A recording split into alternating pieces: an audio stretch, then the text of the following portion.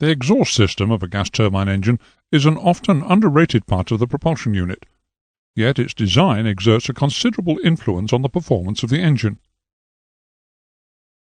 The gases which discharge from the turbine must exit in the correct direction and at the optimum velocity to provide the thrust of the turbojet engine. While in the turboprop engine, where the thrust is provided by the propeller, the turbine gas temperature and back pressure at the turbine are, to a large extent, dictated by the design of the outlet nozzle. The temperature of the gases entering the exhaust system can be between 550 and 850 degrees Celsius. This temperature can rise to as high as 1,500 degrees Celsius if an afterburner, sometimes called a reheat system, is used. The fuselage of the aircraft, if it has the exhaust system running through it, as happens with most jet fighter aircraft, must be protected from these temperatures. This is done by both allowing a clearance between the jet pipe and the aircraft skin, through which air is allowed to circulate, and insulating the jet pipe with some form of fibrous material sandwiched between thin layers of stainless steel. The velocity of the gas as it leaves the turbine can be between 750 and 1,250 feet per second. This is somewhere around 0.5 Mach. If this gas has to negotiate a long jet pipe before being ejected into the atmosphere to provide thrust, a great deal of turbulence will be caused within the pipe. This will lower the efficiency of the engine and reduce its thrust. This diagram shows the basic layout for the jet pipe of an aircraft without afterburners. Although the shape of the jet pipe outer casing appears to be convergent at the point where the gas leaves the turbine, the shape of the volume within the casing is in fact divergent. The divergence is made possible by the insertion of the exhaust cone, a conical-shaped device positioned close up to the rear turbine disc rear face. As well as helping to reduce the velocity of the gases leaving the turbine before they pass down the length of the jet pipe, so minimizing turbulence, the exhaust cone also prevents the hot gases flowing across the rear disc face of the turbine, further reducing disturbance and preventing overheating of the disc. The rear turbine bearing is also supported inside the exhaust cone via turbine rear support struts, which are streamlined by fairings. The fairings also straighten out any residual whirl which may exist in the gas stream as it exits the turbine. This residual whirl would cause additional losses through generating turbulence if it was allowed to pass into the jet pipe. The exhaust gases travel down the jet pipe and finally exit to atmosphere via the convergent propelling nozzle. The convergent propelling nozzle increases the gas velocity to speeds of Mach 1, the speed of sound in relation to the temperature of the gases, in a turbojet engine at virtually all throttle openings above idle. At this velocity, sonic speed, the nozzle is said to be choked. The area around operating gas turbine engines is inherently dangerous to personnel and equipment. This diagram indicates the primary danger zones around the intake and exhaust of an engine similar to the type fitted to the Cessna Citation. The more powerful the engine, the further these zones will extend from the engine. Notice that the gas velocity exiting the engine is extremely high, as is its temperature, although the levels of both drop quite dramatically with increasing distance from the exhaust nozzle. Foreign object ingestion is an ever-present danger to gas turbine engines. This short video graphically illustrates the perils facing both personnel and equipment when they are in close proximity to engine intakes. The area behind an operating gas turbine engine is just as dangerous as the intake area. This short video was staged to show what can happen if the engine exhaust danger area is entered without recognition of the perils involved.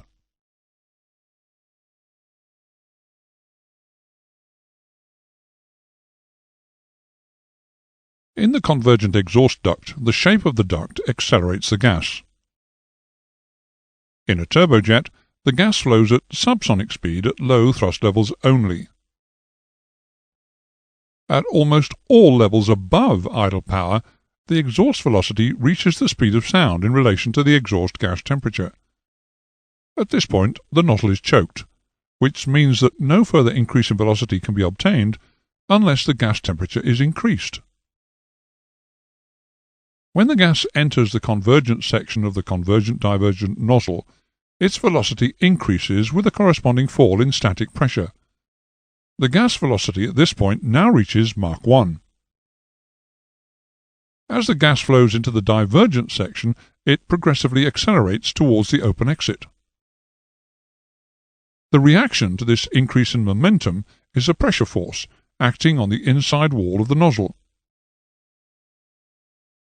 A component of this force, which acts parallel to the longitudinal axis of the nozzle, produces the further increase in thrust.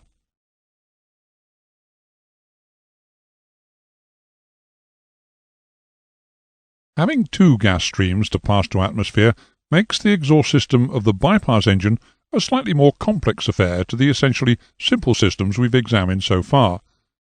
The low-ratio bypass engine exhaust shown here combines the bypass air and the hot exhaust gases in a mixer unit. The mixer unit ensures thorough mixing of the two streams before they're ejected into the atmosphere.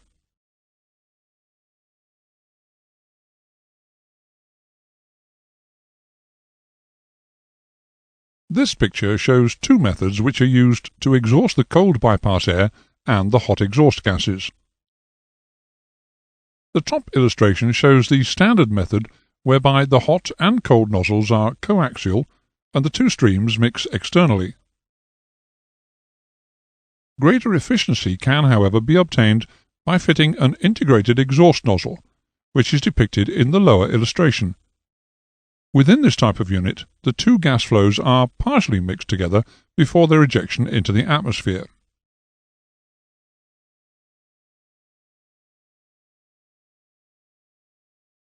This diagram shows relative sound levels from various sources, some of the highest among them being aircraft engines.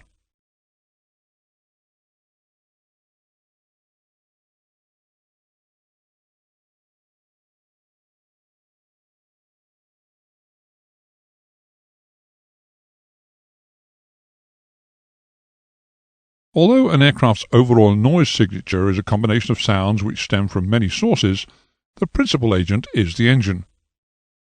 Airport regulations and aircraft noise certifications governing the maximum noise level which aircraft are allowed to produce have forced rigorous research into ways of reducing that noise. The most significant source of noise from the engine originates from the compressor, the fan in the high-ratio bypass engine, the turbine, and the exhaust. Although the noises which spring from these various sources all obey slightly different laws and mechanisms of generation, their levels all increase with greater relative airflow velocity. The level of noise from the exhaust is more affected by a reduction in its velocity than the noise levels of either the compressor or the turbine are. It's logical, therefore, to expect that a reduction in exhaust jet velocity would have a stronger influence in reducing noise levels than an equivalent reduction in either compressor or turbine speeds.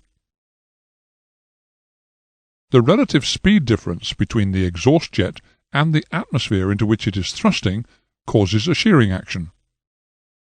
The shearing action, in turn, creates a violent and extremely turbulent mixing pattern. Here, where the turbulence zone is narrow, is where the high-frequency noise is being generated in the mixing pattern. And here, where the turbulence zone has widened, the low-frequency noise is generated. The noise of the exhaust of a pure turbojet is of such a high level that the noise of the compressor and the turbine is insignificant, except at very low thrust conditions. The exhaust noise of a bypass engine drops because of the reduction in the velocity of that exhaust. But because they are handling a much greater power, The turbines and the low-pressure compressor of such an engine generate a higher noise output. In the case of a high-ratio bypass engine, say an engine with a 5:1 bypass ratio, the noise from the jet exhaust has been reduced to such a degree that the noise from the low-pressure compressor, the fan, and the turbine are now predominant. Having reduced the noise levels emanating from the main source, the exhaust, engine manufacturers then concentrated on lowering the levels of noise from the rest of the engine, specifically the fan and the turbine. The use of the type of noise-absorbing material which is shown here in the engine intake and the bypass duct is extremely efficient in reducing noise in those regions. Further down the engine, in the hotter zones, slightly different materials are used to great advantage in the same quest for noise reduction. The disadvantage of the use of these materials is that they add a small percentage in weight, and that their skin friction is slightly higher than the material that would otherwise be used. Together, these factors cause a slight increase in specific fuel consumption.